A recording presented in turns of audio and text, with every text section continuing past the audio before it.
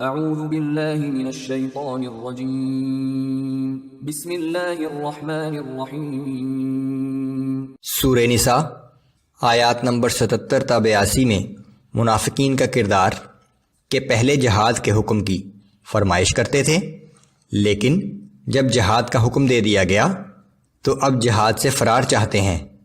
یہ حقیقت کہ موت سے بچنا ممکن نہیں۔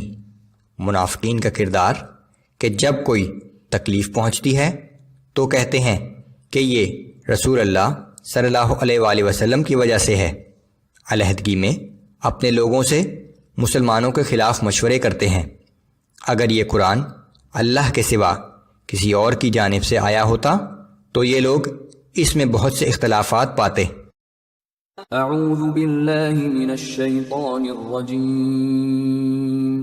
الم تر الى الذین قیل لهم کفوا ایدیکم واقیموا الصلاة وآتوا الزکاة۔ کیا آپ نے ان لوگوں کو نہیں دیکھا جنہیں اس سے پہلے صرف یہ حکم دیا گیا تھا کہ تم ابھی اپنے ہاتھوں کو روکے رکھو، نماز کی پابندی کرتے رہو اور زکوٰۃ ادا کرتے رہو۔ بہت سے لوگ جنگ کی اجازت مانگتے تھے، لیکن اللہ کی حکمت تھی کہ ابھی جنگ کا مناسب وقت نہیں آیا۔ فلما كتب عليهم القتال اذا فريق منهم يخشون الناس كخشية الله او اشد خشية۔ پھر جب ان جہاد کا تقاضا کرنے والوں پر جہاد فرض کیا گیا تو یکایک انہی میں سے کچھ لوگ کافروں سے ایسے ڈرنے لگے جیسے کوئی اللہ سے ڈرتا ہو یا اللہ سے بھی زیادہ۔ وقالوا ربنا لم كتبت علينا القتال لولا اخرتنا الى اجل قريب۔ اور کہنے لگے کہ اے ہمارے رب، تو نے ابھی سے ہم پر جہاد کیوں فرض کر دیا؟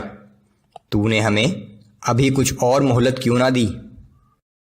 قل متاع الدنيا قليل والآخرة خير لمن اتقى ولا تظلمون فتيلا۔ اے پیغمبر صلی اللہ علیہ وآلہ وسلم، آپ فرما دیجئے کہ دنیا کی یہ منفعت نہ صرف قلیل ہے بلکہ بہت تھوڑے عرصے کی ہے، اور اللہ سے ڈرنے والوں کے لیے آخرت کا اجر اس سے بہت بہتر اور دائمی ہے۔ اور یاد رکھو کہ روز قیامت کسی کی ایک دھاگے کے برابر بھی حق تلفی نہیں کی جائے گی۔ اینما تکونوا یدرککم الموت ولو کنتم فی بروج مشیدہ۔ جہاں تک موت کا تعلق ہے تو تم جہاں کہیں بھی ہوگے، موت تو تمہیں وہیں آ پکڑے گی، چاہے تم مضبوط قلعوں میں بند ہو جاؤ۔ وَإِن تُصِبْهُمْ حَسَنَةٌ يَقُولُوا هَٰذِهِ مِنْ عِندِ اللَّهِ وَإِن تُصِبْهُمْ سَيِّئَةٌ يَقُولُوا هَٰذِهِ مِنْ عِندِكَ۔ اور اگر ان منافقوں کو کوئی بھلائی کی بات پیش آ جائے تو کہتے ہیں کہ یہ تو اللہ کی جانب سے ہے، اور اگر انہیں کوئی تکلیف پہنچ جائے تو کہتے ہیں کہ یہ تکلیف آپ کی وجہ سے آئی ہے۔ قُلْ كُلٌّ مِّنْ عِندِ اللَّهِ فَمَا لِهَٰؤُلَاءِ الْقَوْمِ لَا يَكَادُونَ يَفْقَهُونَ حَدِيثًا۔ آپ فرما دیجئے کہ یہ سب کچھ اللہ ہی کی طرف سے ہوا کرتا ہے، آخر ان لوگوں کو کیا ہو گیا ہے کہ کوئی بات ان کی سمجھ میں ہی نہیں آتی۔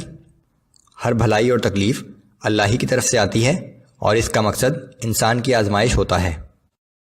ما اصابك من حسنة فمن الله وما اصابك من سيئة فمن نفسك۔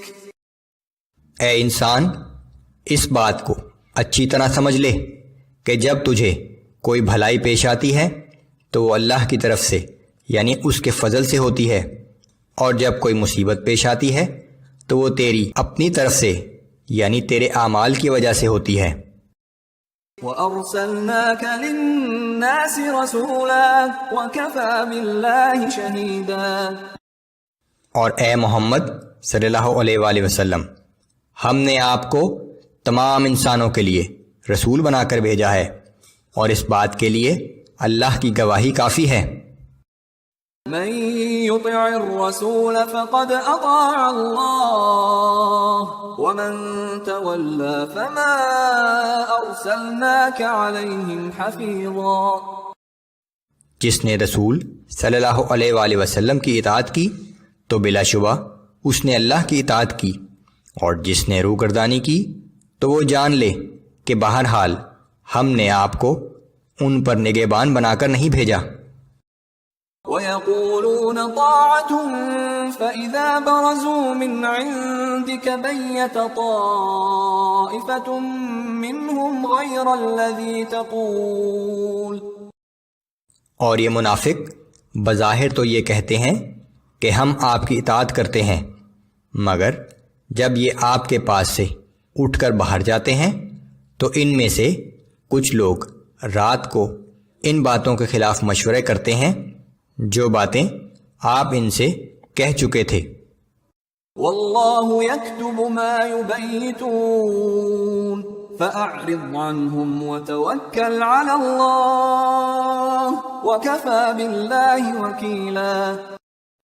اور جو مشورے یہ راتوں کو کرتے ہیں اللہ تعالیٰ انہیں لکھتا رہتا ہے، پس اے پیغمبر صلی اللہ علیہ وآلہ وسلم آپ ان کو نظر انداز کر دیجئے اور اللہ تعالیٰ پر بھروسہ رکھیے، اور اللہ ہی کا کارساز ہونا کافی ہے۔